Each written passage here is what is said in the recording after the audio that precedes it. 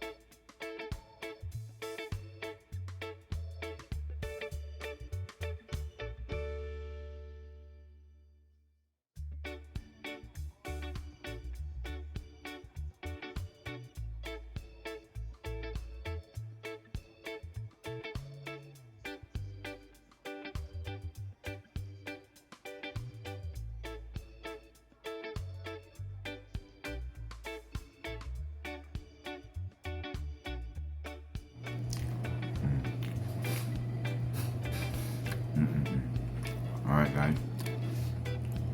Got the chili dog.